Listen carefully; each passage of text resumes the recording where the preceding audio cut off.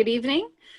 A virtual meeting of the Wauwatosa School Board will be held on Monday, May 18th, 2020 at 7 p.m. in Conference Room C of the Fisher Administration Building at 12121 West North Avenue.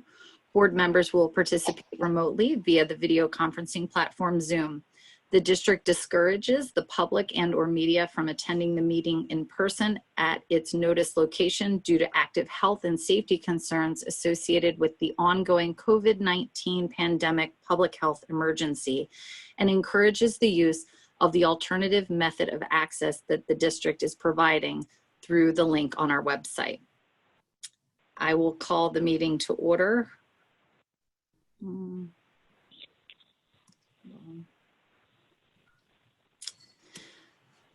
Members of the Wauwatosa School Board value the input of students, parents, staff members, and community members. The board's regularly scheduled meetings provide an opportunity for opinions and concerns to be expressed publicly. The board values all comments and will respectfully consider this input in decision-making. The board requests that individuals limit their comment on each item to 3 minutes. Following any comment, an individual board member may respond on the issue raised. However, it is not the intent of the public comment portion of the agenda for the board to enter into a debate with a member or members of the community because non-agenda items are not publicly posted in advance. No action will be taken on public comments regarding non-agenda items this evening. Ms. Newman, please call the roll. Madam Chair. Mr. Dolman. Here. Ms. Fraley. Here. Mr. Meyer. Here. Ms. Mufeld. Here. Mr. Phillips. Here. Mr. Rowland. Here. Dr. Jessop Banger. Excused. Cameron Clark.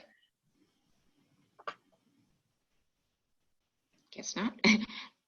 Ava Offit. Here. Michael Orlowski. Present. Jalissa Runyon. Here.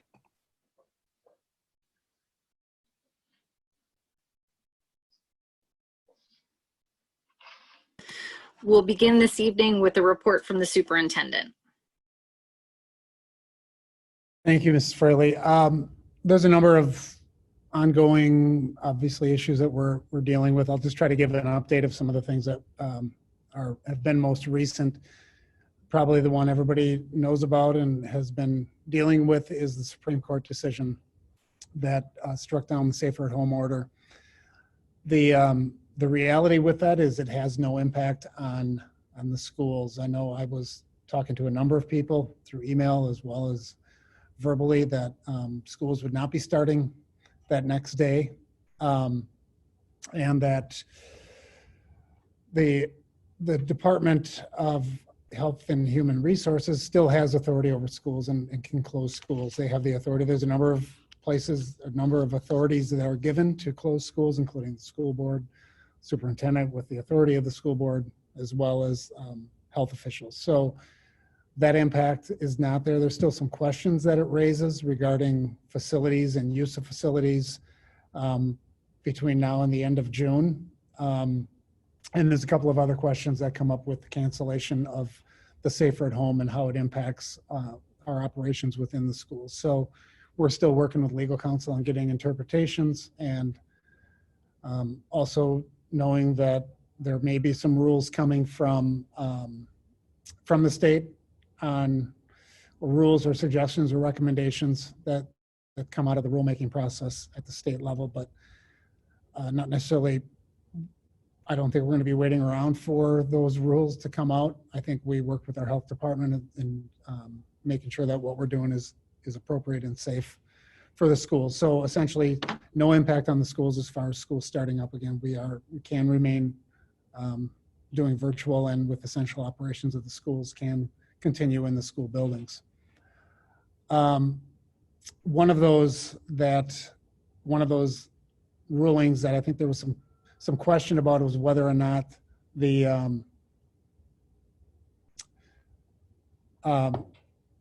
I'm sorry, I got a message. Whether or not the childcare can occur in the building. So right now, childcare can occur with up to 50 students and 10 staff members. There's still some question about whether or not that can happen in schools and how rec departments fit within that. So we're waiting until the school year is out, but our rec department is planning on doing adventure club daycare, and Right at School is planning to start hopefully on the 22nd of June in a safe manner, obviously within our schools. We know that a lot of our families count on that for daycare, and as people go back to work and are trying to work, we know we can provide a service with that through the rec department. So we're continuing that planning in a number of our schools. The budget update, there's a lot of information out there about finances, but no answers. So we are doing what we pretty much do every 2 years when we don't know what the budget's going to be, and planning for what we have based on the best information that we have. What we're going to be bringing forward to the board is based on a 0% increase on the budget, so essentially a cut, which costs that go up. We know that even with a 0% increase, that it is a reduction, but we'll share more information about that as we move forward. I think having a discussion with the board regarding the budget and regarding future planning as well, I think is something that we need to do in the near future. But with the budget component, my opinion is right now that a 0% increase is probably best case scenario, probably the most likely scenario, but things could be better than that, and things could certainly be worse than that. I think we're in a situation where we'll be prepared for, I don't know that we necessarily need to be prepared for a situation that's better, other than some increases we know that are warranted. But as far as being in a reduction mode, we'll be prepared for that as well. And we can discuss that more as we move forward with the budget. Another part of the problem with the budget is the tax deadline that has been moved back to from April 15th to July 15th. So the fiscal folks at the state level will not be getting numbers until after July 15th, and will not be able to put any kind of projections together until early August. Obviously, that's getting really close to the start of the school year, and by the time they bring forward their estimates, we're going to be in a full staged planning mode and preparing for the start of the school year on September 1st, whatever that start is going to look like. But so we're going to be going into this school year one way or another, in my belief, without any good guidance from the state level or federal level on funding for schools. So actually the best case scenario is it comes in at what the state law is for the second year of the biennial budget, which is an increase of $179 per student. But I don't think it's wise for us to plan that at this point. Summer school, we're moving forward with virtual summer school. There was a change at the state level that we are able to count all students, grades K through 12 for summer school. So far, the response has been pretty positive and the numbers look pretty good. There's a component, obviously, with summer school to accelerating the learning and catching up the learning that has been lost, probably more so this summer than every other summer. The other piece that plays in with summer school is the impact of tax reduction for our community. Over the past several years, with the numbers and the way the state funding formula works out, it's over a $2 million tax reduction that comes in for our summer school numbers because of the way the state aid, it comes in as a positive for the Wauwatosa School District. So there's several different components to summer school. I'm hoping that come July 1st that we are able to do some in-person classes. Maybe it's small group, but hopefully by July 1st, we're able to do that. As we move forward, we'll know more. Our planning for next year, one of the points of feedback that I've gotten is that there's going to be a lot of local control in the decisions for next year. Seems to be a decision I'm hoping we get guidance on it, and good guidance. Obviously, there's a lot of politics that are playing into some of these statements that are going on. We want to rely on our health people, health departments that can provide us with, I think, our top priority of making sure our kids are safe when they're back into school. If they're not safe and our staff is not safe, there's not going to be learning taking place. So at the core, we need to make sure whatever we're doing come fall, that it's going to be a safe environment for our students. As much as there's a lot of information ranging from fully virtual to fully face-to-face, and a lot of different plans people have put out there.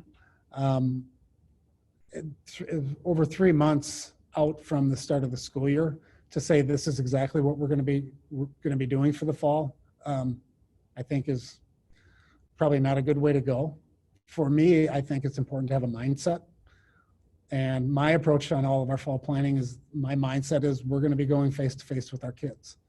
It's certainly what I want to be able to do. I think it's our best way to teach and teach students and for them to learn. There's the academic side, the social side. Obviously, that face-to-face learning for the next year or so is going to look much different no matter what we're doing, different than what we've done in the past. So I don't like hearing the new normal, but you know, as we go back, we're gonna create that normal, and also be prepared, ranging from if we do go back and having breaks, and whether schools get closed down, and what happens if there's a student that tests positive or a staff member. What do we do with staff members that are vulnerable? There's a whole lot of planning that's going into it. We have our pandemic planning steering committee has a meeting tomorrow, and we're going to continue that process of planning. But like I said, I think it's important that a number of things, that we go in with a mindset that we're not just going in blind and saying and looking for whatever it's going to be. I think it's important to have a mindset as we go into that planning, and with that mindset also being prepared for the worst case scenario. The medical experts are going to tell you one thing right now, that there's going to be a surge of cases at some point, and being prepared for those type of things too. So all of that's going into it. We need to work with our liability insurance provider, our legal counsel, and get feedback from them on what we can do. There's some things we may want to do that our insurance provider would say, absolutely not. That's not going to work. It's not going to be covered. You can't put people in those situations. So we're going to work with them. And obviously we've been in touch with our legal counsel throughout this process on what we should and cannot be doing. And then getting feedback from our parents, our staff, and our students. We're working on, for the learning components, we certainly want to get feedback from all of those groups, from the planning components. So we're going to be working on surveys, and as well as getting in-person feedback from people as well. We want to hear what people are thinking. But like I go back to it, at the core of that, we're going to make sure our kids are safe, and we're going to take the best medical advice that we can, try to eliminate some of the political noise that's going on, and make good decisions for our kids and for our community. So that's just a couple of things that we're working on and working through. Thank you, Dr. Erdahl. Jamie, are there any additional hands raised, or can we just go to Mrs. Kraft? Ms. Kraft. No additional hands raised. She just raised it again. And So if we can go to community. Jennifer Kraft, you have audio. Thank you. My name is Jen Kraft, 8818 Ravenswood Circle. Thanks for all the good work you're all doing. Dr. Erdahl's superintendent's report partially addressed. My hope is that, being that all future superintendent's reports moving forward into September 2020 keep including his communication about what the pandemic steering committee will come up with, so that we parents are kind of on the same page and knowing what types of scenarios are being batted about. Completely understanding that we don't necessarily know what the virus will show us over the summer. I like that Dr. Erdahl brought up the stakeholders' feedback and reaching out for what parents are thinking. I appreciate that. I guess I'm hoping in future superintendent's reports, specifically we as a public might know which medical experts are being deferred to. Would it be at the county level or the Wauwatosa city level? And then please keep including if you can, any information from your liability insurance provider so that we understand the parameters that you're working under. Those would just be my hopes for any future superintendent's reports. And again, thank you very much for that good feedback or good update. I appreciate that. Thanks for joining, Ms. Kraft. Are You're there welcome. community comments?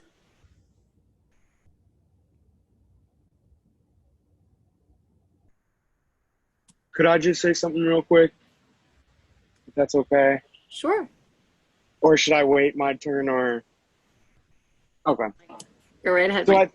So I think us being seniors, there's obviously lots of heavy stress weighed upon us with like, you know, not being able to have that in-person graduation or that certainty. But I guess it would be kind of reassuring to like have a better understanding of why we are ending on June 5th as opposed to the other years, which usually finish like up to a week or two early. Because I know like a lot of my classmates and just people around me, students around me already, like it's just so stressful already to be in that setting of online school. Like public education is not meant to be run as an online school setting. So I guess us students that we're representing are just confused with the decision. And I guess it would just be helpful to have a little bit more understanding, or we could still have that decision be up for discussion, if that makes any sense. Thank you. So Michael, we don't want to let you go. Well, partly that is true, but no, you know, so here's the point. There's a couple of issues related to the end date. So originally we thought about, had some discussions about ending the year earlier. We got the waiver in place. And then a lot of the advice that I have gotten from the School Administrators Alliance, WASDA, which is Superintendent's Association, and the Department of Public Instruction, is do not end your school year before the end of the calendar year. Traditionally, yeah, in the past few years, seniors have ended earlier. We have a minutes issue where our high school minutes run right up to whatever number of minutes we're supposed to have. So you guys, it could be argued that maybe some people graduated without the full number of minutes they needed. So it was my intent to go completely up until, so the seniors didn't end early at all. And I think we need to have some discussions moving forward that goes that way. And there's not a seniors get done early type thing. Although that also impacts graduation dates because we don't necessarily want seniors coming back after the cap and gown goes on. But ultimately that is a reason. So, and then some of the learning that gets lost through the virtual process, I would love to have, and no students probably want to hear me say this, but I would prefer to have us continue throughout the summer. It's not going to happen. But I know Ms. Fraley does a lot of work on the learning that's being lost and how we're going to recover that. And I know for seniors, it might be a little bit different. You guys are moving on to different things, but really trying to maximize every single minute of it.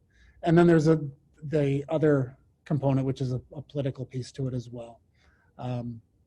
There are people right now saying that we're not doing what we should be doing with our state dollars that we get, that we're cheating the taxpayers. So those are comments being made, and I refuse to give that any additional fodder by ending our school year early and saying, yeah, you're right, we let them go early. And so there's that small piece, which is part of the reality, but I think it's really trying to maximize learning. Okay, yeah, Oh, go ahead, Michael. No, I was just going to say I respect that answer, and I know that this is going to be there's a lot coming, a lot of complicated things that are going to be coming up next, and at the end of the day, we all got to stand with our teachers, and our public schools, so that's what's important at the end of the day. And we're still planning the graduation ceremony. I mean, I'm so hopeful that we can have that, and if for some reason we can't, Michael, I'll have you come over to my house and give you your diploma personally that way. Thank you. Dr. Ertl, in regards to the graduation, I've just seen in the paper other school districts considering like Miller Park, like McWanago, and other school districts like thinking of having a ceremony there. Have we kicked the tires on that at all, or no? Yeah, they those schools had it, so that wasn't part of their pandemic or the part of the virus. So they've been doing. I think Oak Creek has done it a number of years. They get Miller Park and rent it out. I don't know how many available dates, but yeah, if it's a possibility, or I don't know if Five Surf Forum is a possibility, but I think by July, I think we're going to get, and I know the guidance came out already saying from Health and Human Services that they're recommending not doing any type of, even in Miller Park, not doing any kind of graduation. I'm not sure exactly. I mean, I think we're gonna keep digging into that a little bit more. I think there's a way to do it where we meet what their recommendations are. So yeah, I mean, we talked about Miller Park. I kind of like that idea. I know that Homestead High School just scheduled their graduation for early July at Miller Park because with the roof open, it's outside and you can really, really spread people out. So they're keeping like the same, like each student gets 4 tickets or however many per student for their family members, but then spreading everybody out. So it's not like everyone's crammed in and like seats row by row. So I know it's what Homestead High School is doing because they just came out with that a couple days ago, actually. So.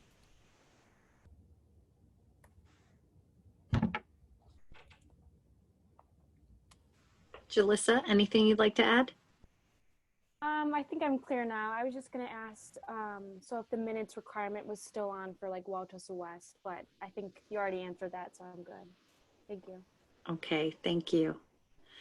If there's no additional community comment, we are going to go on to the consent agenda.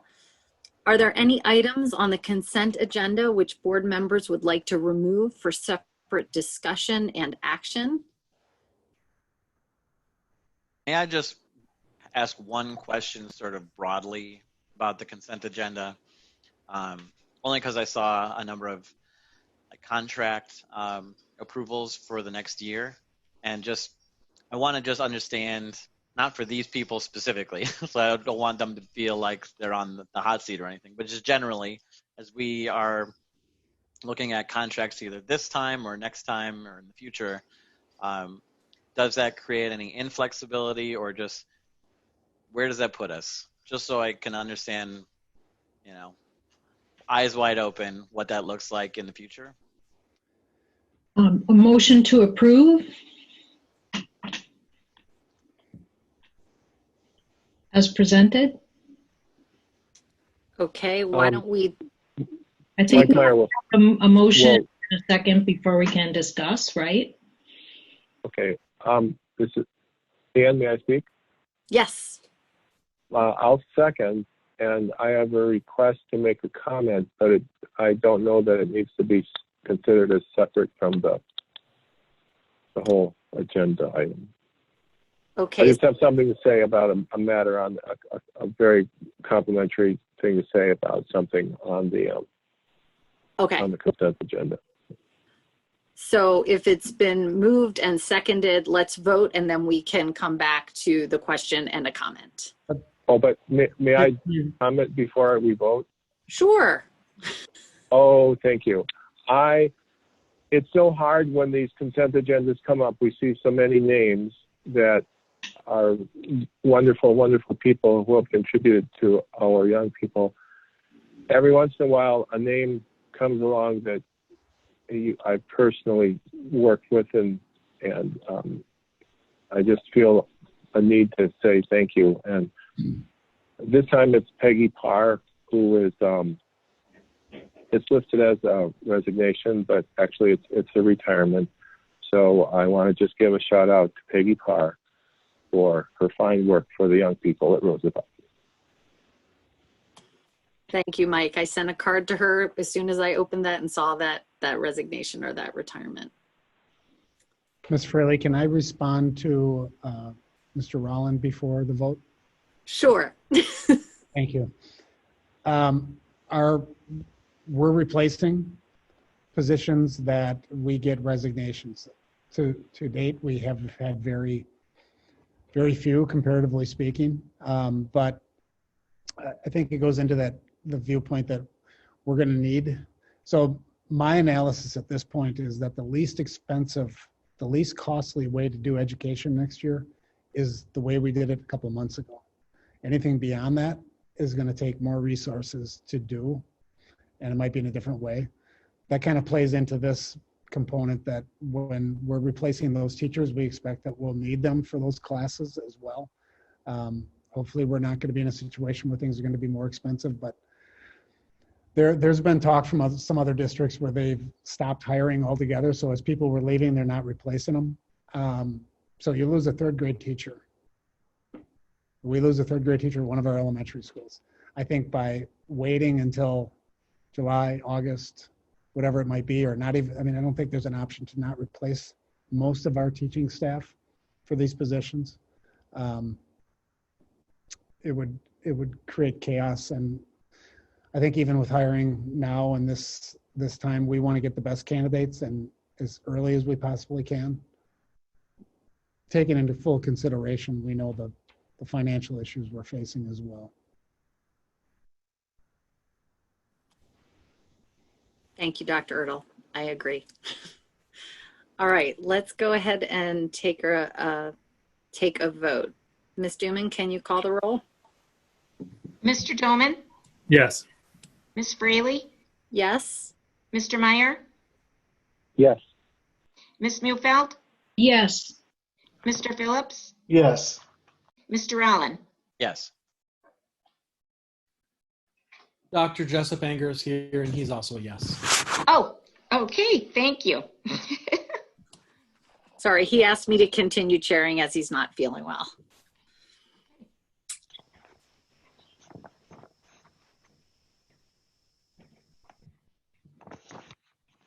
You're on mute, Mrs. Fraley. Sorry, it is so hard going back and forth. I feel for Eric, you doing this every time. Mike, you are up for our administrative contract. Got it. Thanks. It is recommended that the school board approve an administrative contract of Jennifer Foch for the months of May through June 2020, which will pay an hourly amount of $54.59 per hour worked, and I so move. Second. Mr. Phillip moved, Mr. Meyer seconded. Ms. Newman, can you call the roll? No. Community comment. Board comment? Board comment. How about I just give an explanation too?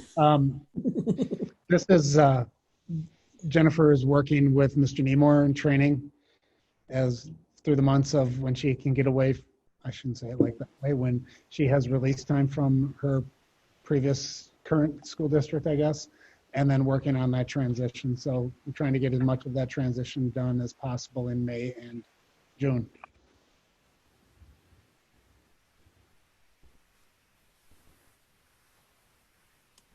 Okay, Ms. Newman, can you call the roll? Mr. Dolman, Yes. Ms. Fraley, Yes. Mr. Meyer, Yes. Ms. Mulefeld, Yes. Mr. Phillips, Yes. Mr. Rolland, Yes. Dr. Jessop Anger. Yes. Thank you. Now we're moving on to our teaching and learning action item regarding a service contract for CISA 1. Ms. Bufeld? Yes, thank you. It is recommended that the school board approve the service contract for the 2020-21 school year between CISA number 1 and the district for services and personnel totaling $326,415.03. And I so move. Second. Any further comment or questions?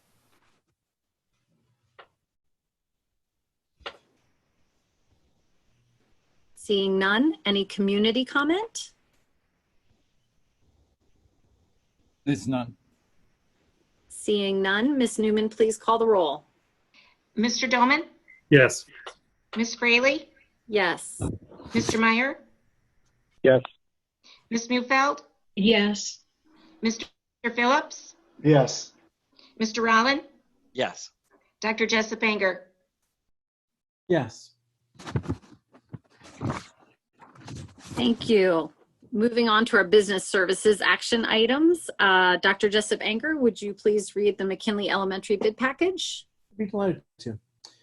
It is recommended that the school board approves the project at McKinley Elementary School, bid package number 001 and number 002, partially scoped for spray foam insulation, metal wall panels, roofing, overhead doors, glass, drywall, hard tile, wood flooring, acoustical tiles, flooring, polished concrete, painting, partitions, lockers, food service equipment, athletic equipment, other cool things, window treatments, and playground turf for a total of $4,359,257, which is included in the referendum improvement budget. And I so move.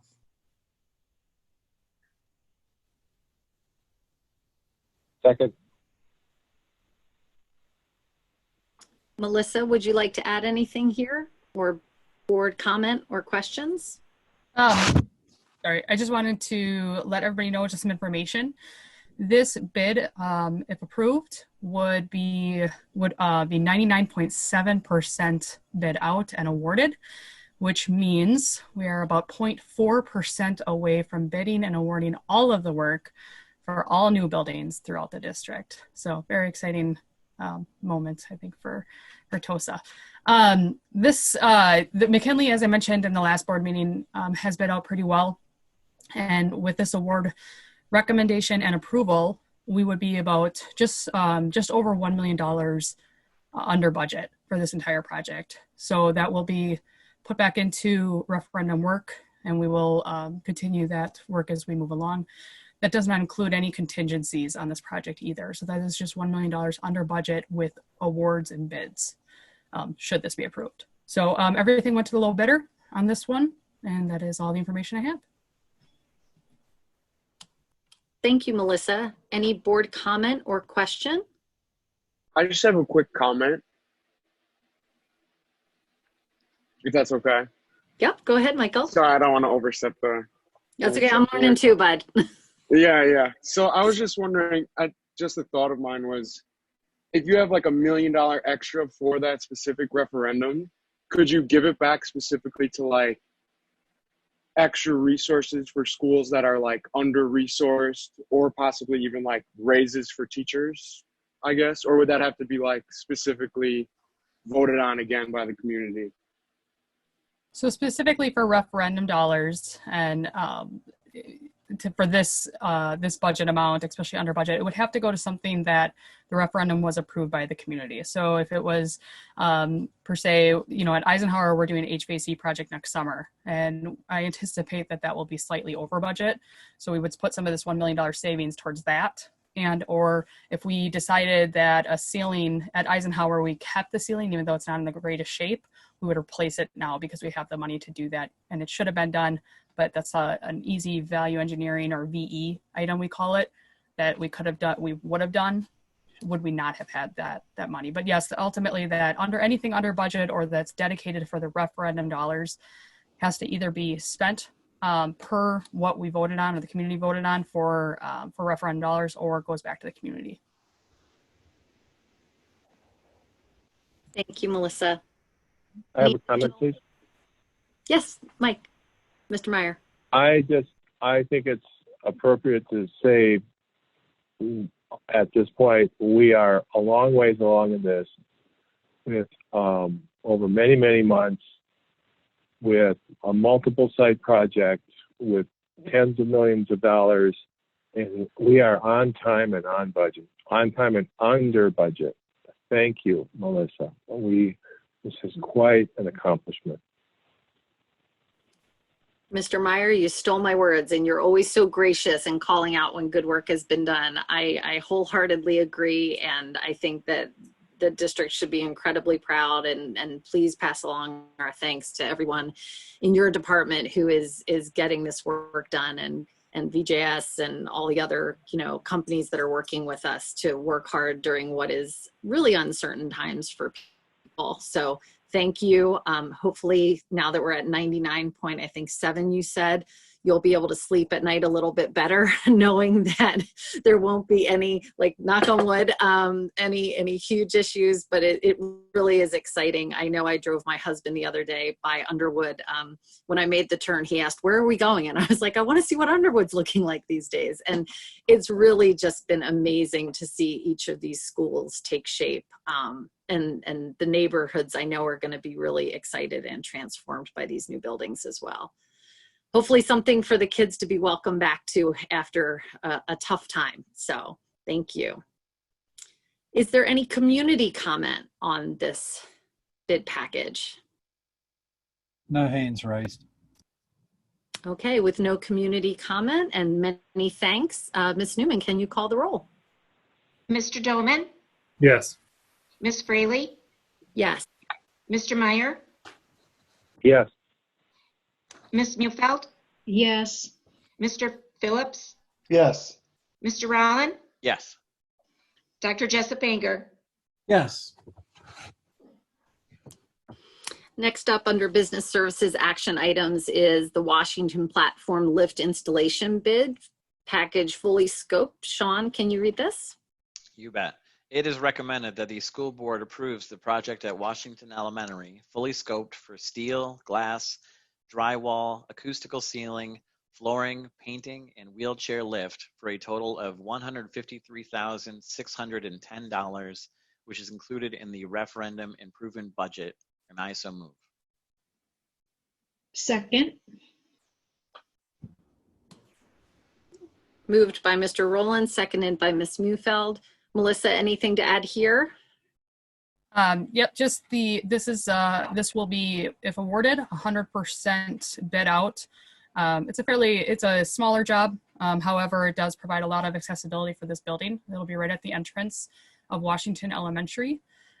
We are under budget with this one as well by $64,410, and went to the low bid for everything that was awarded. We did include some allowances for some minor electrical and mechanical work that you'll see on this bid.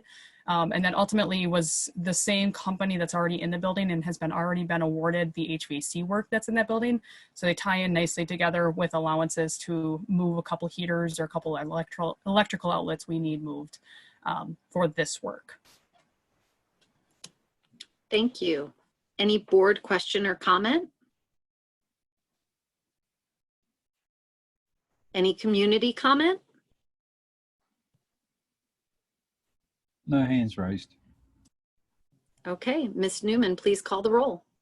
Mr. Dolman, Yes. Ms. Fraley, Yes. Mr. Meyer, Yes. Ms. Mufeld, Yes. Mr. Phillips, Yes. Mr. Rollin, Yes. Dr. Jessop Anger. Yes.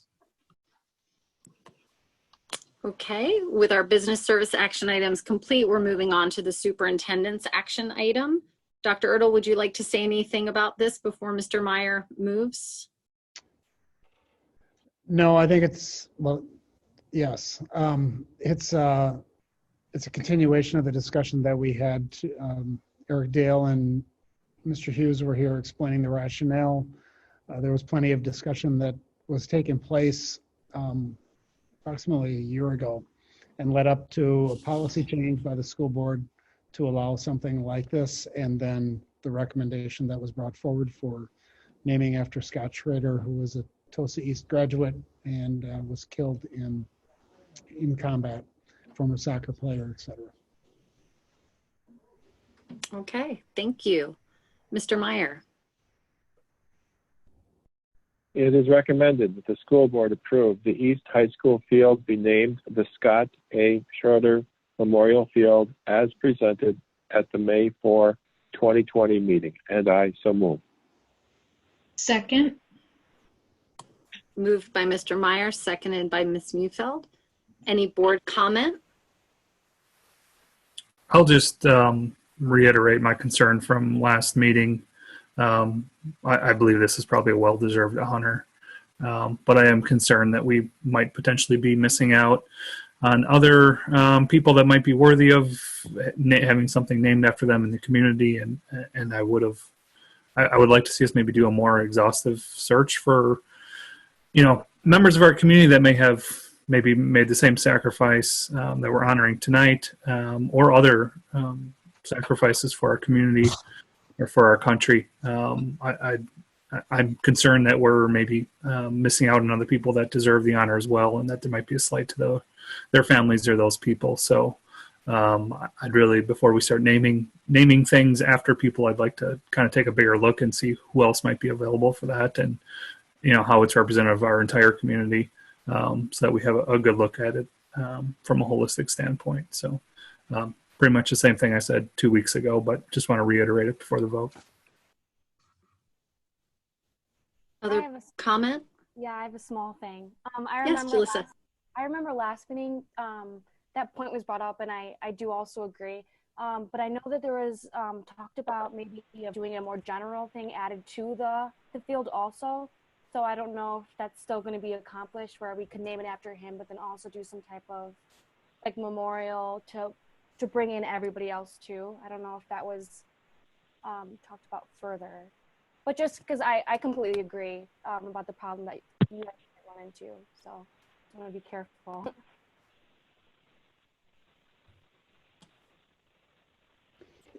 So I think, we can pretty much do whatever we want with the field as far as naming. And so here's part of, I heard, and I hear what Mr. Dolman has to say, and I don't necessarily disagree with him. I think part of the problem we have is we've gone down a path with this, and I think moving forward of coming back with the board and having a discussion on that policy and possibly adding more language to it that would facilitate that type of process moving forward.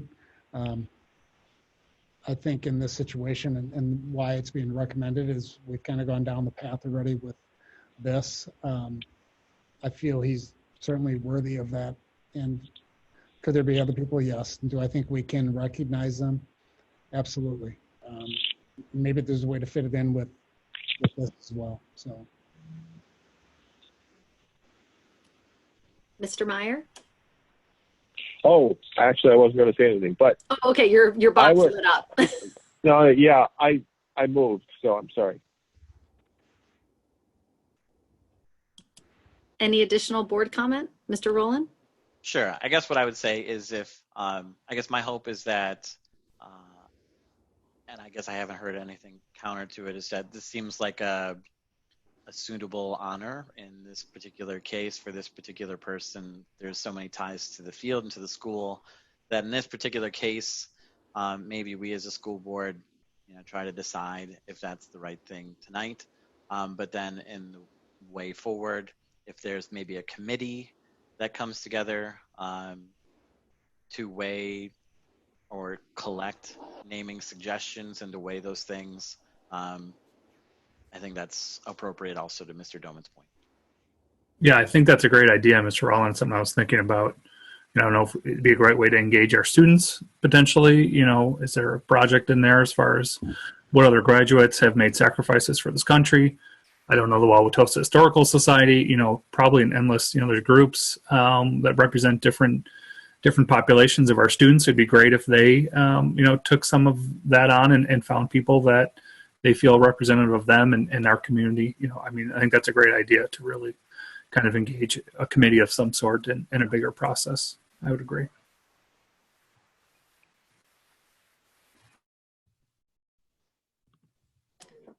So we have a move to vote and a second to vote. I'm hearing some additional context. Is there any additional motions, or can we move forward with the vote?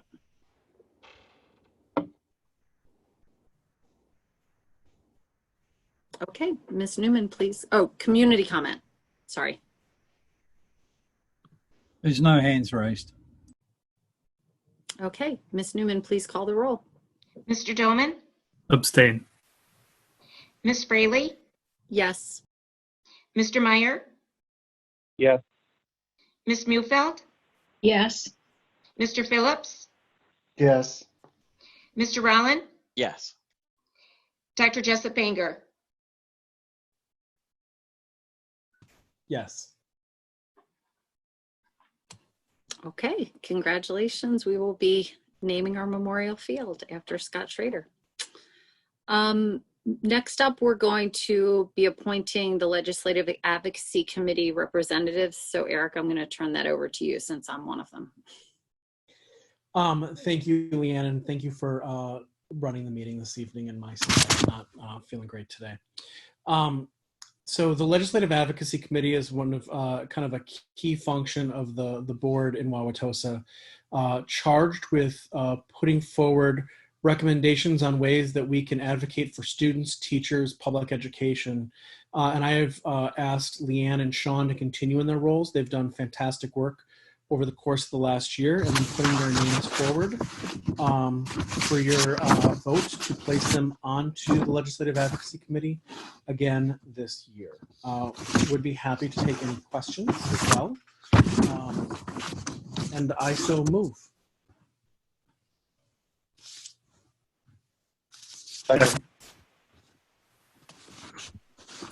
Any board comment? I appreciate the nomination. It's been a lot of fun setting it up. Got to meet a lot of people, work on and advocate a lot of important things, I think. So thanks for another spin around the sun. I'll echo that and say you're getting us at a good moment because we just came out of a very productive, engaging meeting with some really committed and passionate community members who are really smart and thoughtful and creative and think of things that push us in new directions. So I am happy to take on that role again. I just wanted to echo what Dr. Jessop Banger said. You guys do a great job at it, and we really appreciate it. I know it's a lot of work and a lot of communication, a lot of time and effort. So thank you for all that you do. It's really important. Well, and I just want to jump in and say how unique Wauwatosa is in this case, because no other district really runs their legislative advocacy like this. And I'm also appreciative and, you know, have done this in a prior way, not as well. So I just wanted to say I appreciate you, and also that Wauwatosa is leading and taking the next steps along with the community in an active way. So just to put a plug up there that it is open for community members to join and be part of that committee. So anybody that is out there or watching or will be watching, you're welcome to reach out to Leanne, Sean, myself, any school board member, anybody on here. We'll get you hooked up to the Legislative Advocacy Committee. Mike Phillips, is that who you're pointing to, Sean? On my side, it's Leanne, so oh well. Oh. Okay. I would like to say thank you as well. This is a lot of work, and it's something that's hard to keep momentum on year in and year out. And now here you are doing this again with such enthusiasm, and we really need you because with this once in a century crisis we have going on, and a lot of decisions yet to be made at the state level and at the federal level. You know, thank you. Your voice is going to be really important here. Well, and the last thing I'll just call out, it's been great that we've had some of our student school board members join meetings as well. And as I was telling the Legislative Advocacy Committee in our meeting prior to this, I joined a Wisconsin Public Education Network event last week, and other boards were really excited and in awe of the fact that we have student school board members and just raved about you guys. And so we know that the school year has been extended, and there may be other opportunities for you to keep lending your voices as we lean into this once in a lifetime crisis of funding and all that. And I know some of you, Michael, Jalissa, are really excited about politics and what it is that we can be doing to build relationships with our legislators so that they can understand the challenges that we're facing. So I know you guys are anxious to get out of Dodge and go on your merry way to whatever exciting plans you have next, but you will always have a seat at the table for those meetings because we really do need to hear from students as well. And I would just say teachers are always welcome too. Community teachers, school leaders, we've had school principals attend and give us their viewpoints as well. So all these committees are really important and we need to hear lots of voices. Thank you. Yeah, Okay. if I can just say something, sorry to interrupt. It's just been No, a very great privilege to be, and I know I can speak for the other representatives because it's just such a cool experience to be a part of the board and to have our voices listened to and respected, because you guys have always been so respectful. And I know specifically Ms. Fraley has reached out to us about our specific comments or questions. So it's just been a very valued experience for all of us that you guys truly care and respect student voices. And it's been a heck of a time up to this moment. So I really appreciate it. Thank you. Yeah, make sure you tell lots of folks to apply for these roles for next year once we don't have you anymore. I already started. Good. Get that recruitment campaign going. But I don't know if We have to vote on this now. did anybody share with these guys that now that we're doing meetings by Zoom, their term extends for another year, that you'll be required to continue to attend meetings? Yes, and you can let us know how well the district prepared you for your next step at Northwestern and all these other awesome schools. Okay, we're getting distracted. I'm going to ask Ms. Newman to call the roll for a vote, or else Sean and I aren't going to do this anymore. Mr. Dolman, Yes. Ms. Fraley, Yes. Mr. Meyer, Yes. Ms. Mulefeld, Yes. Mr. Phillips, Yes.